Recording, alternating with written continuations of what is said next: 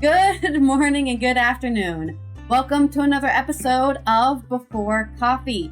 It is our Good Tuesday episode. It's Tuesday, so you know what that means. We're going to cover some positive news stories. And of course, spring is in the air, so I have a lot of stories about animals surviving another year, having birth, and putting more of themselves out there, especially endangered animals, right? Endangered successful pregnancies. It's also a woman's successful pregnancy. Of course, humans helping animals all the time because we kind of ruined their lives. So we probably should fix their lives. This is Before Coffee, the father and daughter comprehensive news of Planet Earth podcast, where we look up our stories 10 to 15 minutes before we started, and we haven't had any caffeine. We rolled out of bed, gotten barely any sleep. So let's get into our headlines. Today on Before Coffee, the Big Cat Sanctuary in Kent thrilled over endangered snow leopard's 4th pregnancy. And the beautiful moment a mother chimp scoops up her new baby the day after a C-section. And it's Roger from the United States with more good news for Good Tuesday. We're going to be soaring high with a flock of birds and their human foster parents. Plus, Kermit the Frog is giving a commencement speech at the University of Maryland. 88 ambulances gifted by India have helped Sri Lanka save 1.5 million lives.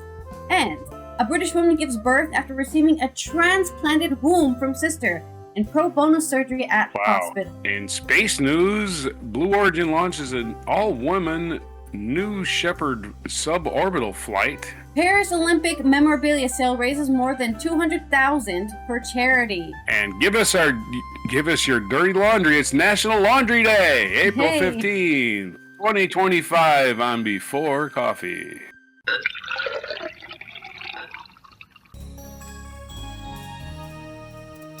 It's great. Everything, good news coming out today, especially about animals doing stuff. We are here and we're ready for some good news. So let's get started with, of course, our segue wheel. Because thinking of what to say is way easier when a wheel tells you what to say. That's right. It's a challenge. It's a brain exercise. Wake up. Or don't, whatever. Mixed metaphor.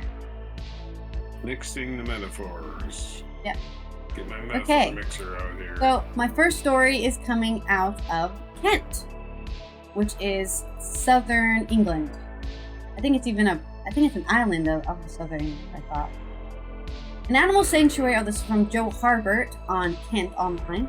An animal sanctuary has confirmed that one of its snow leopards is pregnant after the endangered cat underwent an ultrasound scan. The Big Cat Sanctuary in Smarden says it's thrilled that Layla is pregnant for the 4th time. The center was able to confirm the pregnancy after primary trainer Simon Jackman built up the animal's trust for it to participate in the ultrasound sessions carried out by the sanctuary's veterinarian, Valerie Freeman. A spokeswoman said, "This remarkable cooperation overcomes the natural shyness and elusiveness of snow leopards, allowing the keeping teams to proactively prepare for the safe and successful arrival of Layla's cub." Cubs in parentheses, because there might be multiple. Cats do have multiple. Oh, yeah. This is the only second time a snow leopard pregnancy has been confirmed via ultrasound at the Big Cat Sanctuary, highlighting the innovative approach to their care. Mr. Jackman said, "Layla continues to amaze us with her calm nature and a willingness to engage in this process. It's a testament to the relationship we've built over the years. We're over the moon that the ultrasound has now confirmed that Layla will be expecting a 4th litter." Snow leopards are listed as vulnerable in the IUCN Red List, with an estimated 2,700 to 3,300 mature adults remaining in the wild. That's not very much at all. They are predicted to lose 30% of their habitat because of climate change, right? They're snow leopards. If there's no snow, there's no reason to be a snow leopard, is there? Especially in the next 50 to 100 years. And they also face threats from poaching and the illegal wildlife trade. Yeah, I'm sure people love that coat. The Big Cat Sanctuary aims to help maintain a genetically healthy captive population through its breeding program, which has already seen Layla have previous litters. The first litter in 2019 was of 2 males, Hoshi and Kumbu, with another male cub, Shen, arriving in 2021, before she had twins in 2022, Atan, a male, and Zaya, which was the first female snow leopard born at the center. The sanctuary staff are making preparations for the arrival of the next litter, in May or June by cub-proofing the den. The spokeswoman added, once the cubs are born, standard health checks will be carried out, and following their vaccinations at around 12 weeks, they will take the first exciting steps outside. This momentous occasion underscores the Big Cat Sanctuary's unwavering commitment to snow leopard conservation and its aspirations to be a leading center for excellence. Lila's forthcoming pregnancy is not only a triumph for the sanctuary, but also a beacon of hope for one of the world's most elusive endangered cat species. Yes, I remember back in 2010 or something. Huge uproar because they had footage of a snow leopard. Really hard to get. They were like, wow, this is never before seen in like millions of years. We've actually been able to capture a snow leopard in the wild, doing its thing, spraying rocks and all that, marking its territory. Mhm. And they had never, I remember that. It was a huge event in wildlife conservation, I guess, to actually be able to see a snow leopard. In more birthing news, because it is that time of year after all, this is on Good News Network, probably by Andy Corbley, because that's the person who makes all the articles on this website. A Heartwarming union has captured a Kansas zoo this week when a chimpanzee mother met her baby for the first time 14 hours after she gave birth via C-section. That must have been shocking. Named Mahale, the 30-year-old primate at the Sedgwick County Zoo in Wichita, gave birth to her first offspring since her last baby died accidentally 2 years ago when she was just 5 weeks old. The new baby, a female called Kinyasa, was named after a mountain in the Mahale National Park in Tanzania and was featured in a video. Watching how Mahale immediately pulled her new infant into her arms, cuddling her close, is proof of the strong positive signs of bonding with the caretakers. The pair will remain behind the scenes to allow time for Mahale to heal from surgery and for mama babies while they develop their bond. Another surgical delivery was prescribed in order to reduce the risks sometimes associated with natural births after C-section. Dr. Laura Whistler and Dr. Jonna Chippery of the College Hill OBGYN in Wichita. That's right. They even give birth to chimpanzee babies. In Kansas, performed the cesarean section alongside the zoo's veterinarian and animal care teams. I'll do the surgery, but you guys just tell me where to go. I think chimps have very similar bodies. It's not. Yeah. Is this the uterus? I don't know. No, it definitely is. Mahale spent the night recovering from anesthesia before being reunited with the baby the following morning. The 30-year-old chimpanzee has remained a key figure in the zoo, forming bonds with younger troop members and being a loving auntie to a 1-year-old chimp resident. So, happy birth, Mahale, and hopefully this baby can live a long life with no accidents, sad partings. Because the previous one did, sadly. Give me some metaphors. Oh, wrong one. No, it's a mixed metaphor, right? Well, yeah, multiple metaphors. No monkeying around. Sometimes breeding animals is like herding cats. I don't know. There's the best I can do. It's a short. My brain is not. I mean, you've anyway. Attached both the cat story and the chimp story, so I will accept it, even though they're so many cat monkeys, they're primates, but yeah.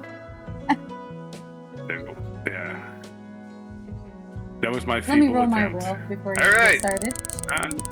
Undo the good news of other Animal Kingdom news. All right, alliteration. Alliteration headline from Positive.News, Robin Evelei, Eveleigh, that's how you spell her name. Soaring high with a flock of birds and their human foster parents. That's the title of the headline. The northern bald ibis was extinct in Europe. Now it's back, and people are helping it to migrate for winter. Journeying to warmer climes for the winter, a flock of northern bald ibis takes a micro... wait a minute, that's a caption for a picture. All right, let's not read that. The annual ritual is a culmination of months of painstaking conservation work. Since 2004, Austria's Waldrapp team has been teaching captive-bred ibis chicks their long-forgotten migration routes from breeding grounds north of the Alps. It's a special time, says bird mom Barbara Steininger, one of Waldrap's foster parents. You're not flying alone, you're flying with the birds, and not any birds. They're the birds you raised by hand. We know each of them individually. It's very cool. Solutions every Sunday. Well, let's skip that again. The northern bald ibis, also known as the waldrap, was once a common sight across Europe, North Africa, and the Arabian Peninsula. Hunting and habitat loss drove them to extinction in Central Europe, and breeding efforts faltered as reintroduced birds had no ancestral knowledge of where to fly for the winter. Enter maverick biologist and microlight pilot Johannes Fritz, who hit on the idea of raising chicks from Australia's Roseg Zoo using human caregivers. Using an intense period of contact to create an imprinted bond of trust between bird and human, he has been able to lure the young ibis to follow their parents in flight. The climate crisis has made species' usual passage south over the Alps and into Tuscany too dangerous in recent years. In response, the Waldrop team has devised a new and far longer migratory route to Andalusia in Spain, a journey of 1,615 miles or 2,600 kilometers, taking around 50 days. It is a special time. You're flying with birds you raised by hand. We know each of them individually. It's very cool. Inevitably, this epic voyage ends with a bittersweet parting, and it will be another 3 years until the birds reach sexual maturity and consider a long flight back to their childhood home. You're not responsible for them any longer. You can't hang out with them anymore, said Steininger.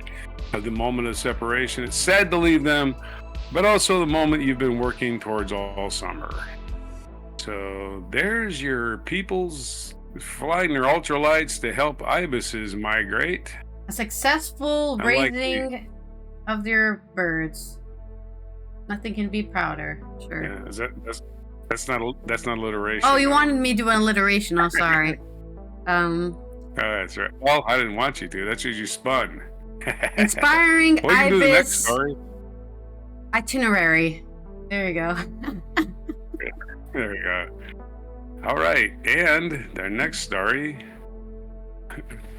We're going to talk about Kermit the Frog, chosen as inspiring commencement speaker for the University of Maryland this year. It's a short story. Get your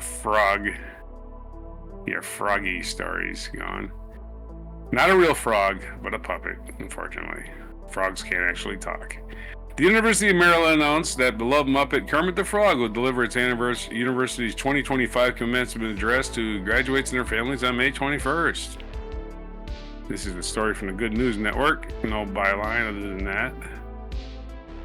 After a sold-out visit to campuses last year as part of the Arts and Humanities Dean's Lecture Series, the legendary frog returns from the Muppet Studio to share an inspiring message with this year's graduates. Kermit's appearance honors the long history between UMD, University of Maryland, and Muppets creator Jim Henson, who graduated from the school in 1960. Henson, a home economics major, invented Kermit by building the original frog puppet out of one of his mother's coats and a ping pong ball cut in half. I'm thrilled that our graduates and their families will experience the optimism and insight of the world-renowned Kermit the Frog, such a meaningful time in their lives, says UMD President Daryl Pines. Our pride in Jim Henson knows no bounds. It's an honor to welcome Kermit the Frog to our campus 65 years after Mr. Henson graduated from the University of Maryland. Kermit sent back a message in response. Nothing could make these feet happier than to speak at the University of Maryland. I just know the class of 2025 is going to leap into the world and make it a better place. So if a few encouraging words from a frog can help, then I'll be there. Henson always said he wanted the Muppets to live on without him, and what better way to speak to the lovers and dreamers who are set off on their adventures as adults. The college released a cute video to unveil this year's chosen speaker. Maybe we'll play that video for you. But there's your story about Kermit the Frog. Shorty, it's not actually Jim Henson who's giving the commencement because he passed away. It's going to be his son. So, not the actual frog. Do not think we have taught frogs to talk. At least not yet. Not yet anyways. Not yet. Yeah, it looks like Okay, Kermit so carries congratulations for the graduates. There you go. Right. Way to go, Kermit. Way to go, Kermit. Right. Hopefully we Been can to me and all for me. succeed in the future. Okay. Right. I don't know why I'm here, but you're welcome. Okay. All right. Give me a Alright, simile so or an accurate metaphor as we go into more another story about birth and a story about ambulances. Let's talk about that one first. This is by Andy Corbally on Good News Network. In a gesture of goodwill and neighborliness, Indian officials transferred 88 ambulances to Sri Lanka counterparts back in 2016. Now, 10 years on, this gift has turned out to be a life-saving one for 1.5 million Sri Lankans who have ridden and received urgent care in the back of those ambulances and the ones added to the fleet in the following years. At the time, Prime Minister Narendra Modi handed out over the ambulances, and Sri Lanka was able to launch the nation's first national emergency service, equivalent to 911 or Britain's 999. That's really sad that it took this long to build one of those. What were they doing before? Just like going to the local hospital like by themselves? I guess just carrying people on their backs? Today, the fleet size of ambulances has grown to 322. It is used to provide free emergency transport services to the whole country day and night. Sri Lankan Minister of Health and Media Nalinda Jayatissa told Modi in a communication last Saturday, which was, I don't know. No clue. I don't remember what day that was. It was a day. Last Saturday was 12th. There you go. On the 12th of April. Jayatissa said the national statistic reports that 2.44 million people have received care in these ambulances for things like cardiac arrest, stroke, road accidents. 65 of these were in the golden hour where medical care within a few minutes can make the difference between life and death immediately. So it's a good thing they got delivered where they needed to go. That is nearly 1.5 million lives saved up to the day, now due to generosity and continues to save lives in Sri Lanka, Jayatissa said. Sri Lanka ranks well above the other South Asian countries in the Human Development Index, with an index score of 0.750 out of the 142 countries surveyed by the World Economic Forum. Sri Lanka cracked the top third in terms of health industry. That was in 2011, before the ambulance donations arrived. Wait, so they were still really good at health? They just couldn't have an emergency services to deliver it. That's so bizarre. More modern estimates keep Sri Lanka ahead of South Asian economies for health industry development, and the island has eradicated several infectious diseases ahead of established targets. Its life expectancy of 75.5 years of birth is 10% higher than the world average. The country is ranked number 5 on the World Giving Index, which ranks charitable behavior and gestures among the population. So, I guess that was saying a lot of good people are getting support in Sri Lanka because the country is good because they make money and they have good industry in health. Yeah, I think that's what they're saying. I'm not sure what that last bit was for. In more birthing news, this is also to do with hospitals because they have successfully given birth from a transplanted womb. So not their original. I'm guessing, I don't know if it's the uterus and ovaries or just the uterus, but from their sister, they received one. This is from Andy Corbally as well on Good News Network. A woman has spoken to the media for the first time after becoming a mother to the UK's first child born from a transplanted womb. Grace Davidson was able to have the opportunity thanks to her sister, who donated her womb in what Davidson called a huge act of sisterly love. That's not just sisterhood, that's just humanity. Born in February, I'm sorry to hear that. As somebody who was born in February, it fucking sucks. You never can have a good birthday party because it's too cold to go outside. I don't want to go. Oh, did we disconnect? My camera, I think we're disconnecting. Because my camera froze. I hear you. I hear you fine, so... I think my camera disconnected. I never saw your camera. Yeah, my camera... I don't think you I saw can't see your this camera. anyway. It's a different camera, so it wouldn't matter. Oh. Okay. Let me fix it real quick. Or at least, hopefully quickly. Probably not quickly. Why is this music off? Where is my camera? I heard a disconnect noise. Deactivate.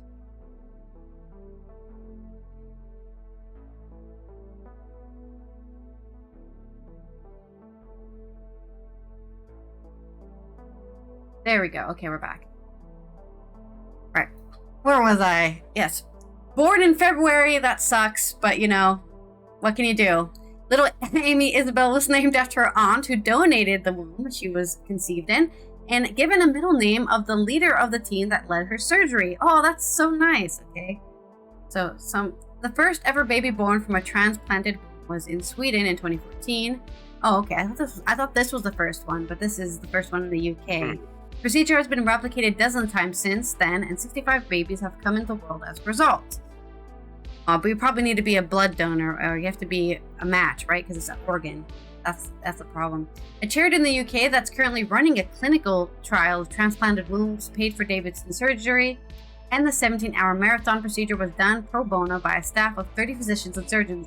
Wait, we're transplanting a womb? I gotta be in there, man. I'll do it for free. You know, I need to be there. I've never been in that's like such a special surgery. There's only been 65, you know? Davidson was born, or maybe less than 65, right? Maybe they had multiple babies with the same transplanted womb. Davidson was born with Mayer-Rokitansky-Kuster-Hauer syndrome, or MRKH, that results in a woman's womb being missing or underdeveloped. Wow. It doesn't evidently preclude the possibility forever of having children since the ovaries are intact and normal. Okay, so why don't they just use the word uterus? You know, because I'm like, what do they mean by womb? Do they mean the whole system? Or do they, no, they mean literally only the uterus. Okay. Davidson and her husband, they use the word ovaries, but they don't use the word uterus. Davidson and her husband, Angus, have originally planned to seek a womb transplant in 2018, but the original donor proved unsuitable. The pair had received confirmation from Davidson's sister, Amy, that she would be willing to donate her womb, which she used to have 2 children, but the pandemic delayed things further. You know what? I'm done with this thing. You can have it. I use it twice, you know? I wonder if Amy is the older sister as well. Like, here's my hand-me-downs. You can have my uterus. I know it works. I need a new one. That's only hand-me-down. Mom said you have to take mine. It's the only one available. Only if it's been used. It's only hand-me-down if it's been used. That's what I'm saying. She had 2 babies already with it. Her sister had 2 children with her uterus, and now she donated it to her other sister. That's so funny. Just thinking of like it's like comedy of the situation. In February 2023, Isabel Quiroga of Churchill Hospital, Oxford, led a team of 30 in performing the procedure, after which Davidson became pregnant at the first attempt at IVF. Wow, that was quick. I'm not often short of words, but when the baby came out, I was speechless. There were a lot of tears in the theater that day, said Richard Smith, a gynecological surgeon at the Imperial College Healthcare, who led the team, which retrieved the from Amy. The whole thing is astonishing and incredibly moving. Professor Smith leads the charity Womb Transplant UK, which is undergoing a clinical trial, which Grace was part, that will see 15 transplants done from 5 living and 10 deceased donor organs. Okay, so you can also get your uteruses from deceased organ donors. Grace's surgery was paid for by the charity and has enough to afford 2 more, according to the BBC. So I guess they've already had people signed up. I guess it's too late to sign up. If you want a womb, you know, you can't do it. There's no more womb for you. Yeah. My problem with donating the womb is that I would rather sell my uterus, not donate it, because I want money from donating my uterus. But I don't think that's allowed. It's illegal to trade organs for money. You can only donate it. Seems like it's probably to stop people from, cutting your organs out and selling it. And then, you die because you bleed out in a tub There's somewhere. always bad operators. Yeah. You always have to make laws for those bad people out there. Anyways, That's my stories. The lowest common denominator. Well, so you're saying her sister already had 2 babies with that uterus. Yes. So my metaphor is like her uterus is like one of those bouncy houses, right? Just don't matter how many kids you put in there, it's not going to be destroyed. Hopefully not. Uteruses usually don't get destroyed from giving birth. Well, they are bouncy houses. Yeah. All right, let's roll that wheel. I didn't have a metaphor for ambulance. Ambulance is like a really fast life-saving equipment. It's your simile. All right, my non sequitur. Exactly So what on to your story. Non sequitur on women and going today, or yesterday actually. The Blue Origin launches all-woman new Leopard suborbital flight. This is from Jeff Faust, not Jeff Bezos, but Jeff Faust from spacenews.com. Ooh, space news. The Blue Shepard launched 6 women, including a pop star and a TV show host, on a suborbital flight in the company's New Shepard vehicle on April 14th, which was yesterday. The New Shepard lifted off at 9:30 a.m. Eastern from the company's launch site in West Texas after a problem-free countdown. The vehicle's capsule RSS Carmen line the peak altitude of 106 kilometers before landing 10 minutes and 21 seconds after liftoff. The NS-31 mission, the company's 11th crewed suborbital flight, flew a routine profile but with a unique complement of spaceflight participants. It was the company's first mission to carry only women and is the first all-woman spaceflight of any kind since Valentina Tereshkova became the first woman in space in a solo flight in 1963. The 6 people on NS-31 were Aisha Bowie, a former NASA engineer who founded engineering and education technology companies; Carrie Ann Flynn, a filmmaker who works with several nonprofit organizations; Gail King, co-host of CBS Morning's television program; Amanda Nguyen, or Gwynn, I suppose that's pronounced. Amanda Gwynn, a scientist and advocate for sexual violence survivors; Katy Perry, the famous pop singer; and Lauren Sanchez, pilot and former journalist who is the fiance of Blue Origin founder Jeff Bezos. How convenient. Yeah, Jeff Bezos' main squeeze. I know where Lauren Sanchez is. She used to be on TV. She used to be on CNN. And now she's Jeff Bezos' main squeeze. And he sent her to space. That's how much he thinks of her. The nature of flight attracted far more attention than usual, including a 90-minute pre-flight webcast by the company. The 6 spaceflight participants also wore customized flight suits designed by a fashion brand and commissioned by Sanchez, which with different materials and tailoring. Commissioned by Sanchez is making me funny because she's married to one of the richest guys in the world. She ain't commissioning that. Let me pay you for those spacesuits real quick. Yeah, she's gonna take her, $100,000 salary or whatever, and augment Bezos' $175 billion. I'm sorry. That's just kind of quaint. They're pretending that she commissioned them. Okay. Anyway, with different materials and tailoring than those used upon previous Shepard flights. Guests at the launch included Oprah Winfrey and members of the Kardashian reality TV family. All right, the Kardashians are there. How come no Kardashians? Are they all chicken? I mean, everybody survived. They all came back in one piece. Just come on, Kardashians. Let's get on board, literally. That added attention, though, brought some of the criticism about the flight. Actress Olivia Munn questioned the purpose of the flight in an NBC interview on April 3rd. What are they going to do up there that has made it better for us down here? Good question. In the New York Times op-ed April 9th, writer Jessica Gross contrasted the flight with the firing of NASA chief scientist Kate Calvin, concluding that their morally vacuous space stunt should be another nail in the coffin of celebrity feminism. While the focus was on the celebrities of the flight, the mission did include a little science. Sanchez carried a small payload from Teachers in Space, an educational organization with sensors to collect data for use by students and teachers in educational projects. This was the 3rd flight of the New Shepard this year after the NS-30 crewed flight on February 25th and the payload-only NS-29 flight on February 4th that spun the capsule to simulate lunar gravity for experiments on board. Dave Limp, that's his name, Dave Limp, a chief executive for Blue Origin, said the commercial space conference in February said the company remains committed to New Shepard even as it begins launching its new Glenn orbital rocket and works on other projects like the Blue Moon Lunar Lander. That included strong interest in what he called profound experiences of suborbital spaceflight. I do believe New Shepard will be a very good business for us, he said then. There's your story on that. I mean, yeah. I still think it's really interesting that a lot of people are not happy about this space flight. It's on social media, right? So the small 10% of people I see on my feed are all like, wow, a bunch of sellouts, right? I mean, you were talking about that too. Yeah, I mean, yeah.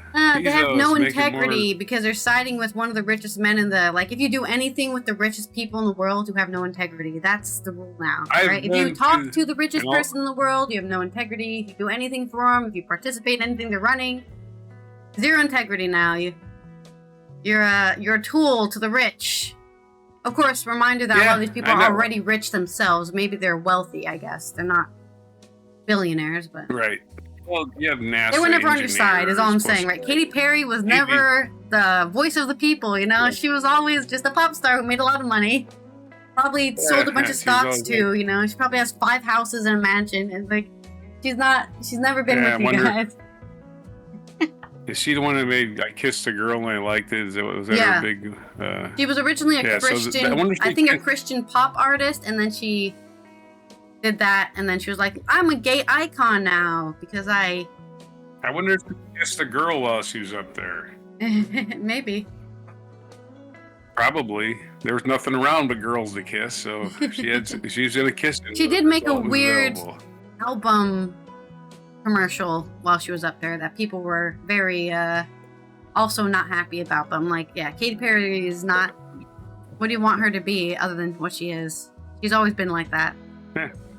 You know. Vacuous. And I did send you a video, a very short one. Oh, okay.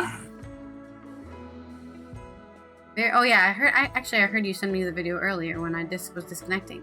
Okay, let me roll my segue, or your segue. And it's culture news time. That's right. Give me an alliteration for the Paris Olympics memorabilia sale, raising more than 200,000 euros for charity. This is by Sarah Mayansoni on Euronews Culture. Items sold include Olympic torches, costumes, and accessories from the opening ceremony of the Paris Games. All proceeds will be donated to charity.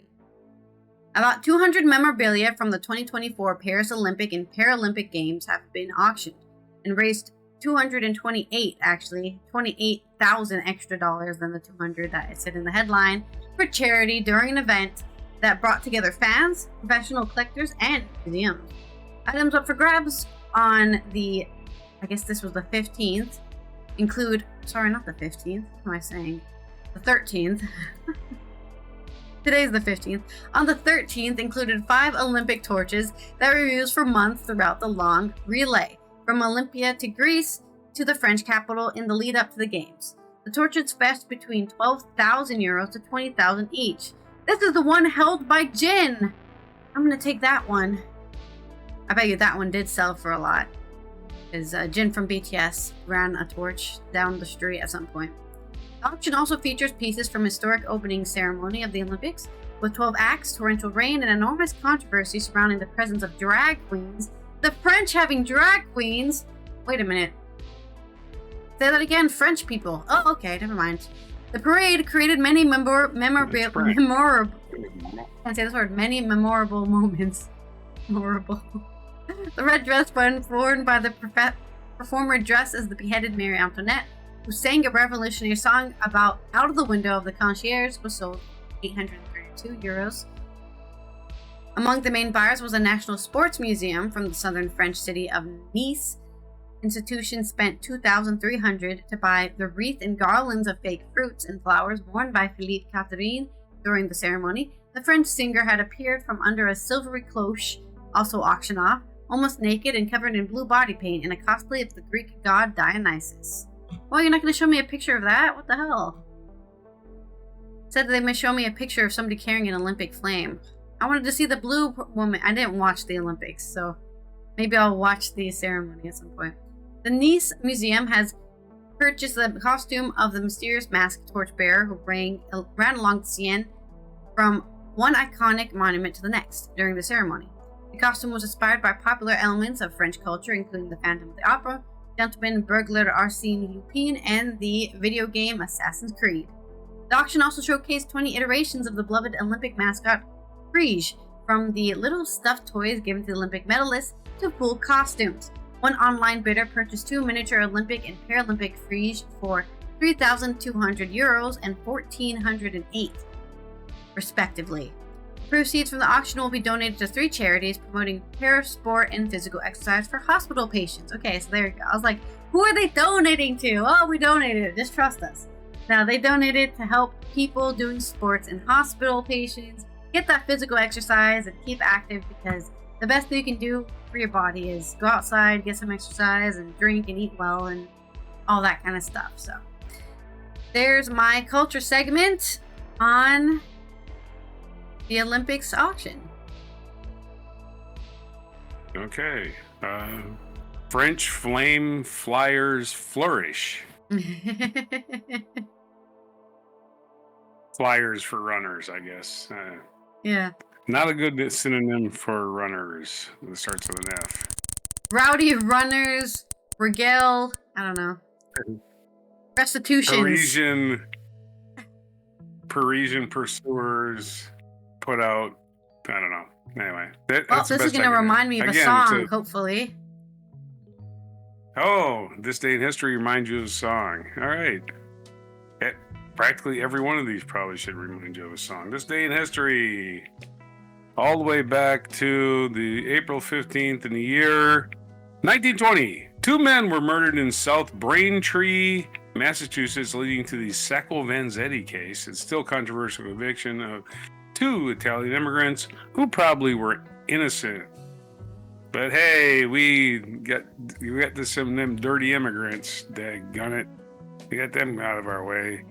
1924, 101 years ago, the Rand McNally Auto Chum was released. It was American publishing company's first road atlas. We barely had roads in 1924, but Rand McNally was on top of the road atlas situation. People are going to get lost if we don't tell them where these things go.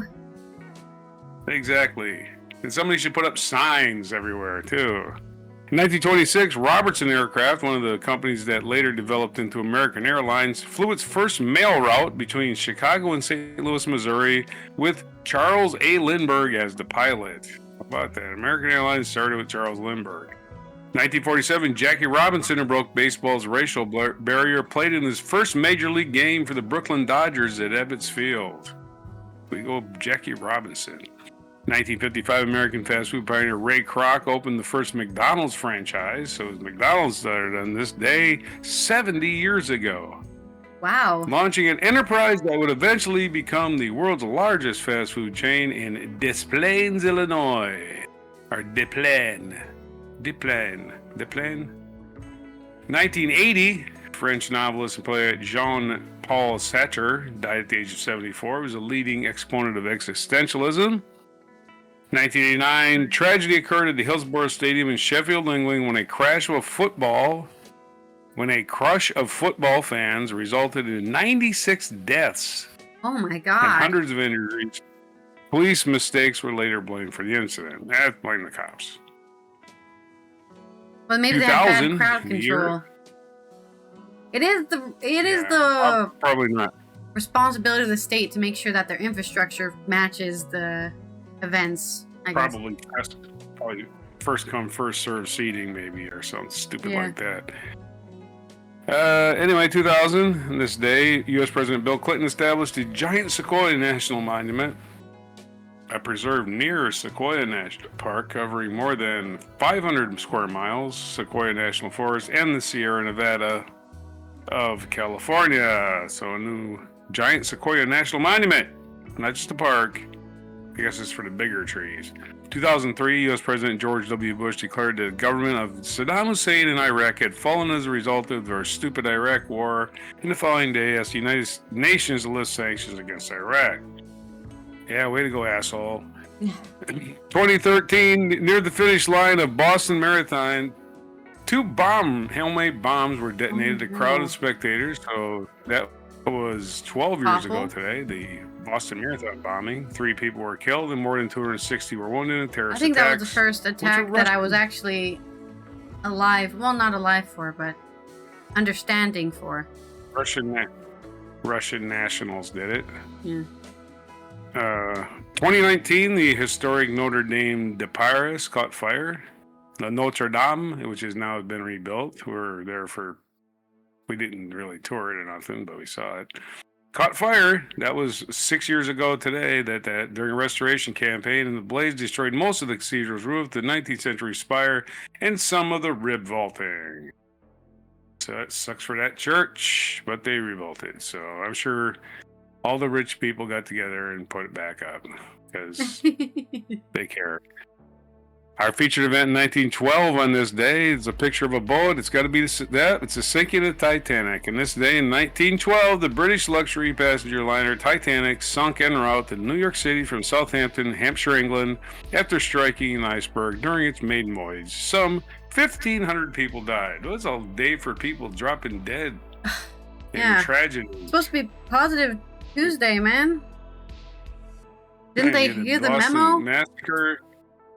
We had the Boston Massacre bombing, we had the Titanic sinking, and we had the crushing people at a football game in England. Bad day, April 15th. Plus it's tax day today. Well, maybe that's why, you know? If I die, I can get out of my taxes. Uh-huh. Right. I'm just trying to put a positive spin on it, okay?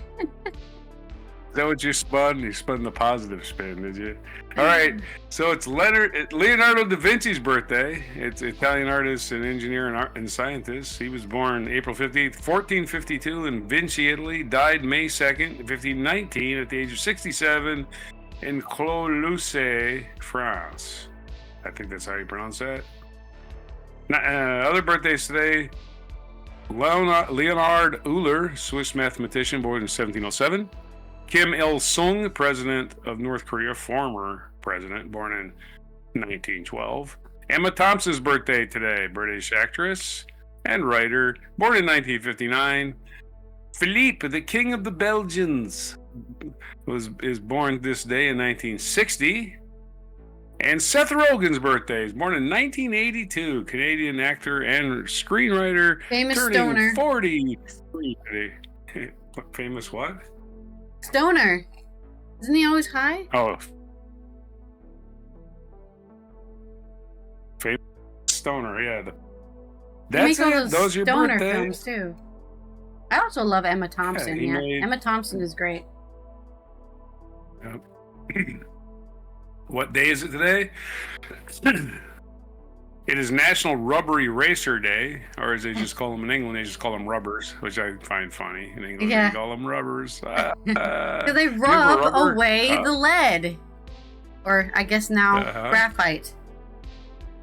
It's National Titanic Remembrance Day. No surprise there. It's National Glazed Spiral Ham. Why is it called a spiral ham? That sounds nice. Well, it's the way it's cooked. They take a string and they just... Oh, okay, I see. One string around the outside and it's cut that way. It's spiral cut. That's cool. It's Purple Up Day. I think purple's your favorite color, right? So Purple Up Day. It's National Laundry Day, so I'm going to take care of some of that. I already did that. And that's it for today. That's your nonsense. What's that? I already did my laundry. Congratulations! You did laundry on National Laundry Day. Or you got ahead of the game. Yeah, I got ahead of the game. You're like, National Laundry Free Day. So it's all those days, all those spins of the wheels, our mispronunciations, our poor grammar, and our incorrect information for April 15th, 2025 on Before Glazed Spiral Ham. That's right. And that reminds me of a song. I'm going to go my own way. I'm going to go my own way. Because you're talking about traveling with the Atlas. So that's the first song that came into my head. We're just, Let's go your own way. Yeah. Let's go your own way. But yeah, there he is. No, I'm going to go my own way. it's my cover, okay? Weird Al. You're Weird Allen it for us. Okay, change it. Anyways, this has been Allison. Right, There's no here's your- International Day today for the UN, so Right, this has right, been International Alley here from the Netherlands and Roger from the East Coast of the US as we tie off another positive news Tuesday. And I hope you feel happy about all those successful births from the animals and the people with donated uteruses. And, of course, getting rid of that coal power, saving the birds, the ibises, learning to both accept and grieve, I guess, at a loss because, they raised these ibises and I had to let them go. To be free in the wind, as birds should be. And we will see you tomorrow for Wacky and Weird Wednesday, where we will cover all the weird and wacky news. I already got a story about a tortoise and a tornado, so we already know it's going to be about animals, as it usually is with Wacky and Weird Wednesday. So make sure you subscribe to the Allie and Raj channel, turn on those notifications, and let's go to our very short and sweet mic drop moment. This is the announcement. Environmental advocate. I love this Best-selling stock author. footage kind of video. Ah yes, kindness, a rainbow. Yeah. Your national superstar. Amphibian. Amphibiarian. I guess it's me. Yeah, I guess it's me. So cute.